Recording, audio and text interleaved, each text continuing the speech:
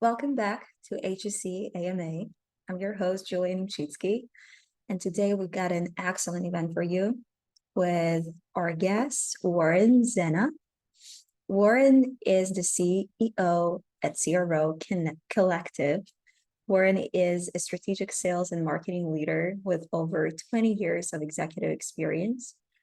He is currently the founder and CEO of CRO Collective, a B2B consultancy that focuses on the success of chief revenue officers. And I'm going to bring him onto the panelist in a second.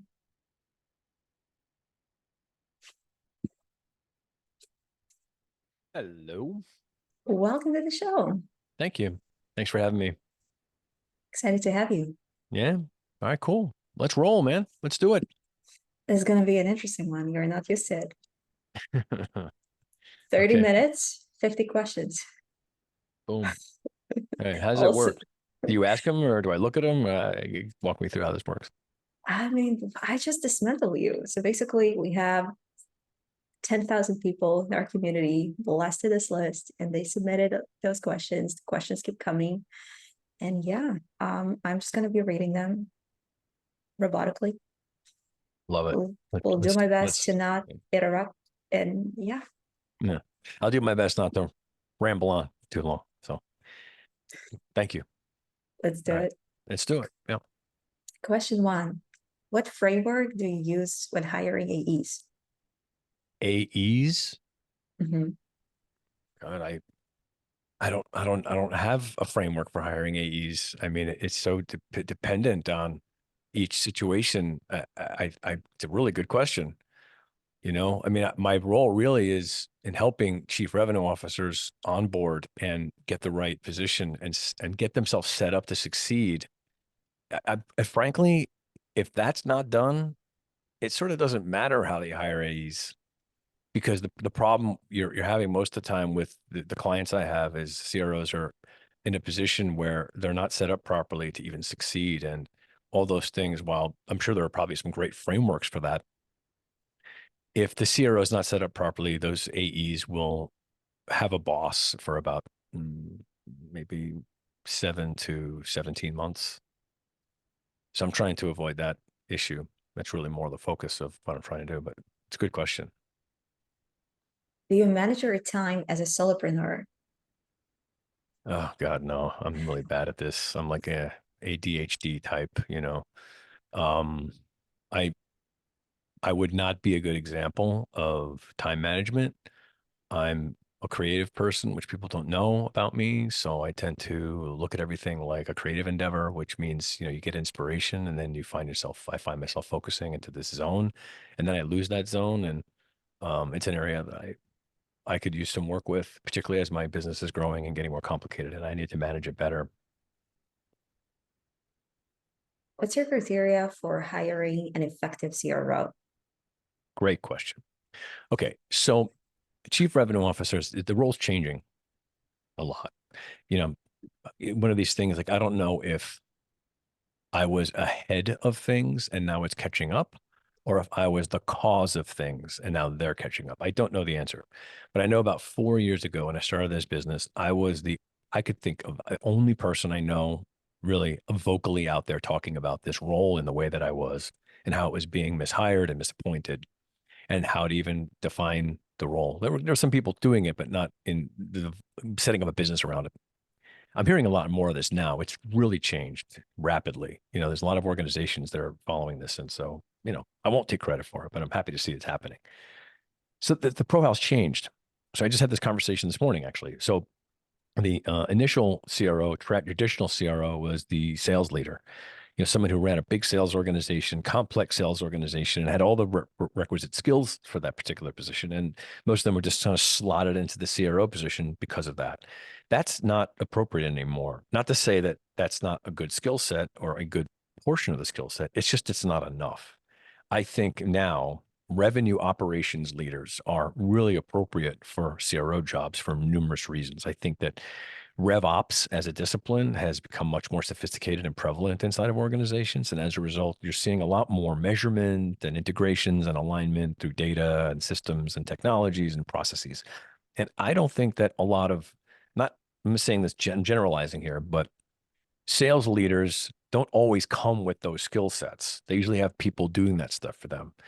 So I think that when you see a revenue operations leader who's a really strong communicator and a really good leader, they bring, in my view, sometimes a much better skill set than a sales leader does for reasons that are important for the alignment of all three of those organizations. Here's why. One thing is sales leaders, what they'll do when they're in a pinch is they will default and bias themselves toward the sales function, which isn't good. Because if you're running a true revenue operation, you need to kind of treat all your kids the same. You can't have like a favorite child, so to speak, you know? And I think that that's a problem, particularly if the favorite child you have is everybody's favorite child. Sales is everyone's favorite child. And it's really that creates a problem. So I see that happen a lot where maybe initially out of the gate, the sales leader profile works, but then they get thrown into deals as soon as shit hits the fan. And I think they get stuck there. Whereas revenue operations leaders, they're not going to get pulled into sales. They're not thought of that way. So they tend to be allowed to mature in the role and bring that stuff into it. So there's a lot of organizational dynamics that affect this. So if I was looking for a CRO now, obviously, Christ, there's so many things about this that are unique to each business, its size and the type of business, product business, or it's a service business, thousands of things. But generally speaking, I would look for people whom have a really great, not only just a growth mindset, but a good business acumen. They know how to look at an entire business, like they're running a business, and they can also manage up really well to a board, and they can speak to that stuff, and they know how to measure things well. Very data driven, process driven, great leaders that know how to work across functions. They don't have to be experts in all these different things, but they need to know how to talk to them, and they need to be able to push back on things and have strong boundaries and know how to manage a lot of conflict and change. That's initially what I would say. Beautiful. Question for me, or 2024, kind of mild recession. Finally, they're admitting it. I'm curious, um, just why do you think there is no innovation in go-to-market motions, considering the fact that all of the regular kind of business acumen, if I can say so, GTM motions are not performing well now? And I mean, I'll skip the data, the all the statistics, but I'm sure you know it. Like SaaStr, they're screaming about it. 20% quota attainment industry wide. Um, why do you think they're not innovating in terms of channels? We have partner led suddenly after like I mean, Oracle was doing it 30 years ago, like Mhm. in as a main channel, but we call it innovative kind of ecosystem stuff. So what are your thoughts and Mm. what's next? Yeah. So a lot of these things are endemic in the way companies have traditionally been funded. Cultures of companies are driven by economics, obviously, it's a business. But I say that not tongue in cheek, but really, if if you become past your A round, you now have another set of influences in your business, which comes from the investment community. I don't want to make them out to be the devil because I don't think they are. I mean, they're critically important to companies to get money and funding for their ventures, but it's a weird dichotomy. In one way, they're your best friend and you're your worst enemy. And that is that if I'm being funded by an organization, I think this is changing now too. I do see a shift in this, although it takes a long time. This is the bedrock. These are the way these companies have been operating for 25, 30 years very successfully. And it's hard to unchange that stuff. And I think what's happening is it's short-termism. I talk about this a lot. Okay. Companies are forced to make very short-term decisions. And the stuff you're talking about, innovations, take time. Yeah, I need enough a year or 6 months or something like that to experiment on an innovation to find out if it's going to work. And if I don't have that runway, it'll never happen. So what happens is they don't seed innovation long enough to see if it works because they always go back to the same old crap again because that's what works for them, for their objectives. And as a result, innovations don't have time to prove themselves. And when they do prove themselves, they stick. If something works somewhere, people go, oh, I'm going to do that too. Look at SDR. It worked for somebody, and now it's like a thing, which it shouldn't be, but that's a whole other conversation. But my point is making these things stick around. So I think what's happening is there's this aware, you know what it is? Your question points to an awareness of this. That there wasn't even awareness of this maybe 5 or 6 years ago. Everybody thought this was just fine. This is the way you grow a company.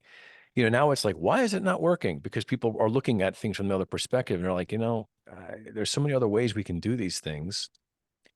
Where's the experiment group? Where's the team that we fund to try stuff and give them the room to screw it up and come back and give us reports. I mean, you and I talked a lot about Musk, right? One of the things that's amazing about this guy that people don't understand is he creates products so that they break.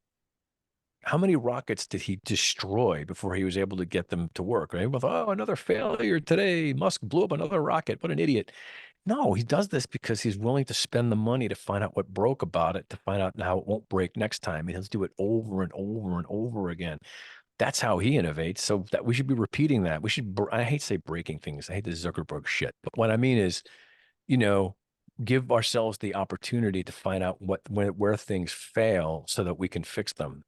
But we don't want to go there because failure reports back into the marketplace in a way that has an impact on our reputations and our survival.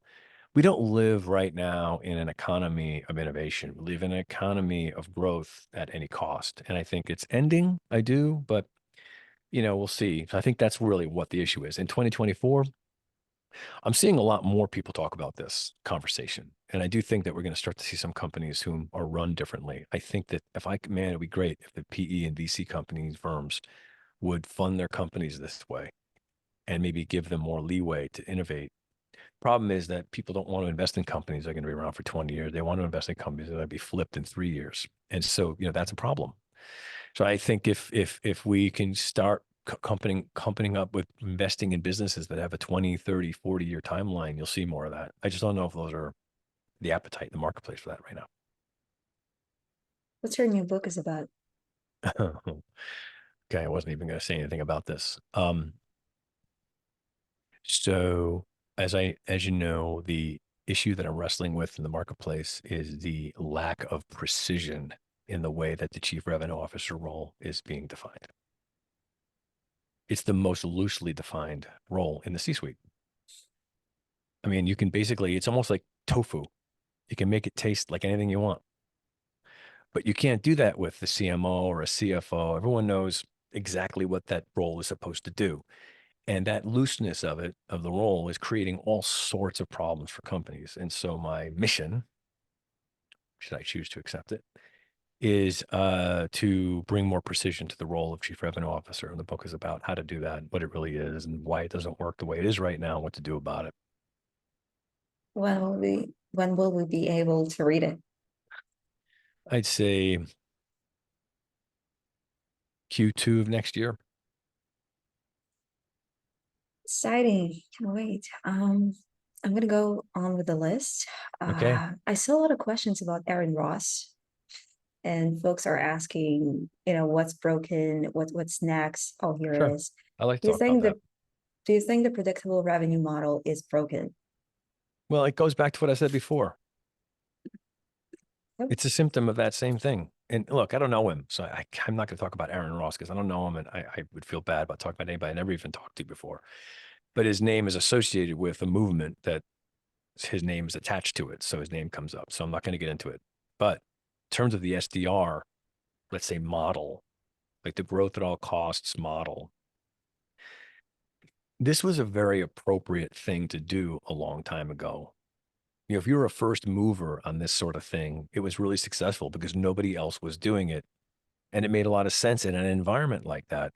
If you're the only one in the marketplace with the on budget and the size and the brand of a sales force to be able to go out to market and put a whole bunch of people out there to make phone calls to set up your salespeople to close deals, of course that's going to work. Who can afford to do that except a big company like that? But the problem is with these things is that I think I might have told you this story. There was a while back where um, I don't remember what it was. There's a pirate movie that came out, and it wasn't the Johnny Depp movie. It was before this. It was a pirate movie that came out. It was really popular, made all this money. No one thought a stupid pirate movie was going to make a lot of money. And everyone was talking about, oh my God, the script looked so bad. Who was going to watch this stupid thing? Everyone watched it. And of course, what happens in Hollywood, like they're flocks of geese, they fly over to anything. And all of a sudden, all these pirate movies came out. And I'm thinking, like, are these people that stupid? It wasn't a pirate movie. It was a good movie. Just make a good movie. Doesn't matter what it's about. And I think that this is the problem, is that people see a good strategy and they copy that strategy No, just create another good strategy. And what ends up happening is that there are too many freaking pirate movies now. Every company is making a pirate movie. And what happened is now it's not appropriate for a lot of these companies to have SDRs. It's almost become like how, I hear a question, not the question went from, are you going to build an SDR group to, hmm, when are you going to onboard your SDR team? It became an assumption. For what reason? And I asked the question, it's like, why are you bringing one on? And most people don't really have a really sophisticated answer. Like, well, I don't know, that's what you're supposed to do, right? I mean, that's what you do now. So there's a lot of this mimicry. And here's what's happened. How many SDRs can you have in the marketplace making phone calls and emails and automated robocalls to people? How is that going to be good for the marketplace? It's horrible. You and me, how many friggin' calls and emails and DMs do you get a day? This is a result of that. And it's not good for the market. We've cannibalized everybody else's opportunities to get people's attention. And I think that's what's happened. And I think it's going to go away. I don't think it's going to last. When do you think the transition will happen? 2025, I think we have another year of this stupidity. I think it's not just going to disappear. I think it's an appropriate strategy in some situations. And I think it'll find its place. But how could this last? I mean, this is ridiculous. How much Yeah, crap can people get? I mean, enough. I don't respond to anything anymore, even if it's interesting, because I know another guy's going to come down the transom and do the same thing. They're not trained properly. It's nothing against SDRs. They're really great people and they're doing a really tough job. I just think they have the wrong job. I think that it might be a good job for them. It'll develop their skills to do something later in life, which I think is fine. But in terms of the job itself, you're getting a 3 or 2% return rate on all this work you're doing. And why is that efficient? How could that be a good thing? It's crazy. So anyway, it's my rant on that one. have to be a robot.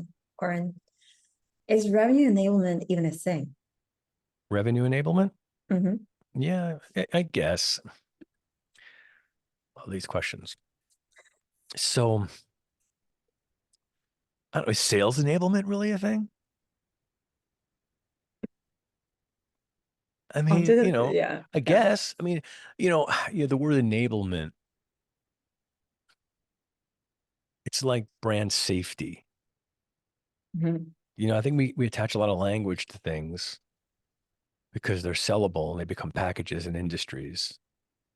And it's not to diminish their use. I think they would just come bigger than they need to be, you know? And I think that's what's happened with these things. So, yes, I think certainly I put it this way, I'd be far more of a fan in the vernacular of revenue enablement than I would sales enablement. And I say this for this reason, because I don't want to diminish the reality that your sales force needs to be set up to succeed. Of course, I mean, those are best practices that should be put in place, whether it be, the information that they need to go to market and all the stuff, the research tools and all that, fine.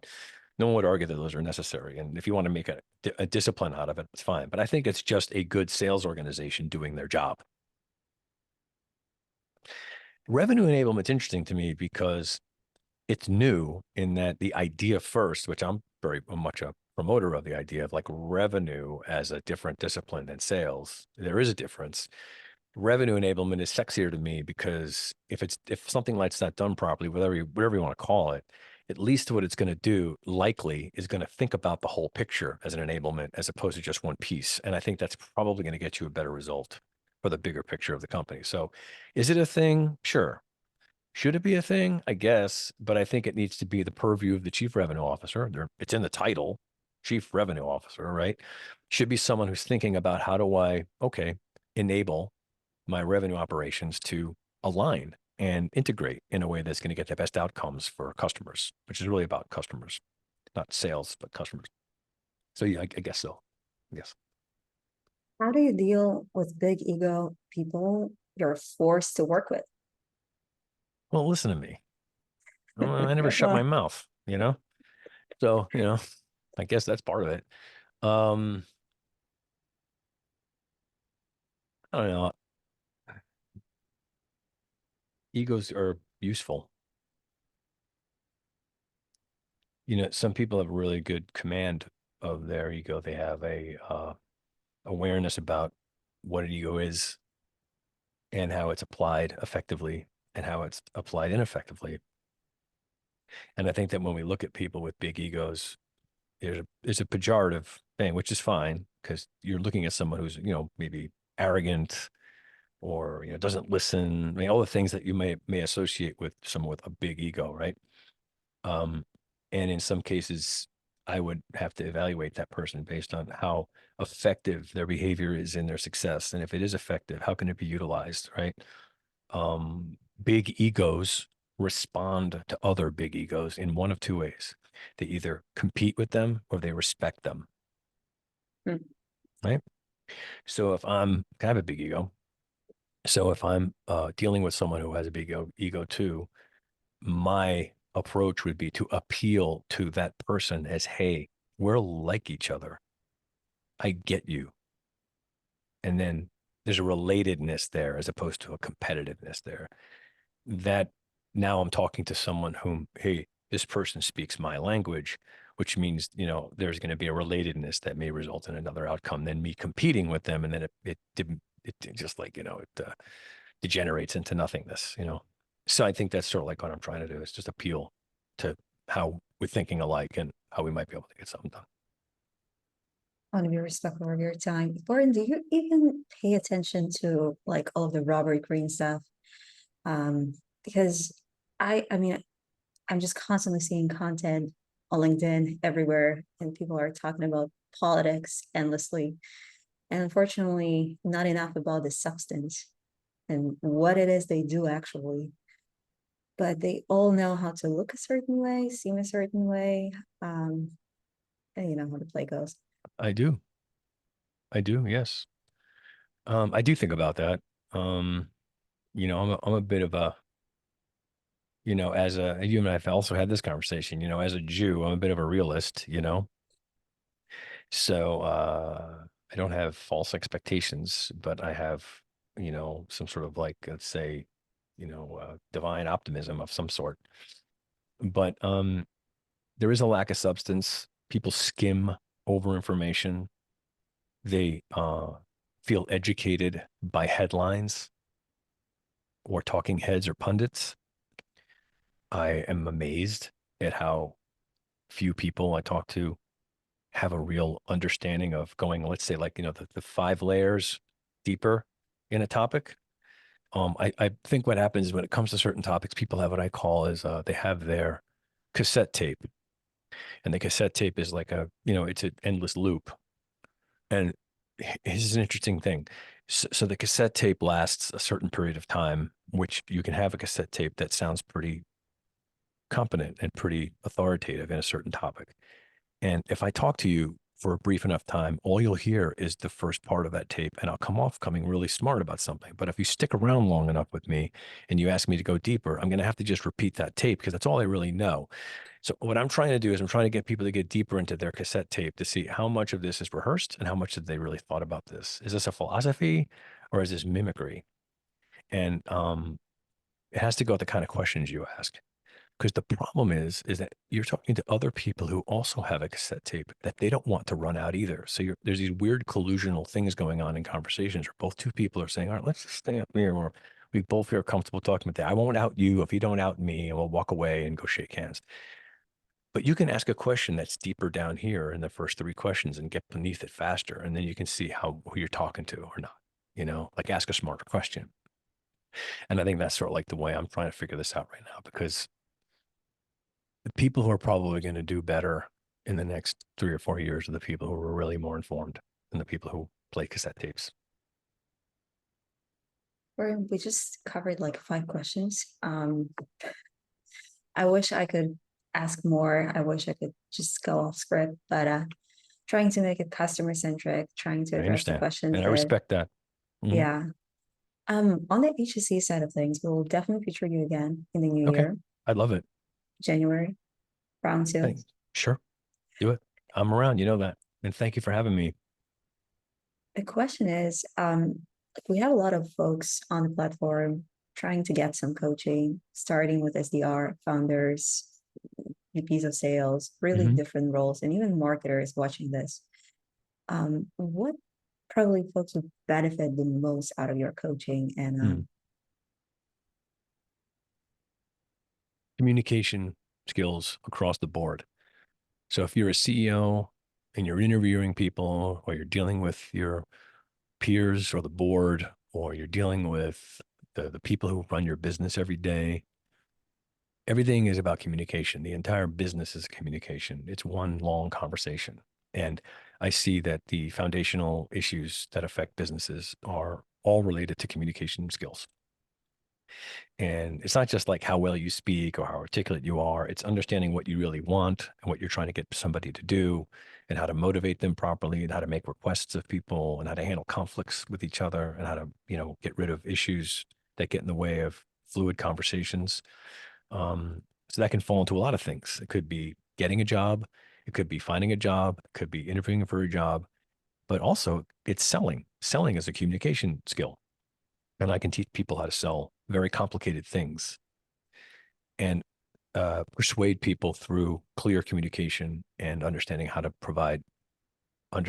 communicate value and understand what people really want. And I'm uniquely good at this. So those are things I can do really well. I'll definitely book a session with you. Thank you Okay, great. so much. Thank you so much for being part of this, and Thank you. excited to feature you again and again in the new year. All right. And yeah, book a session with Warren Zenna in Thank your you. wallet list. Thank you. Bye. Thank you. You got it.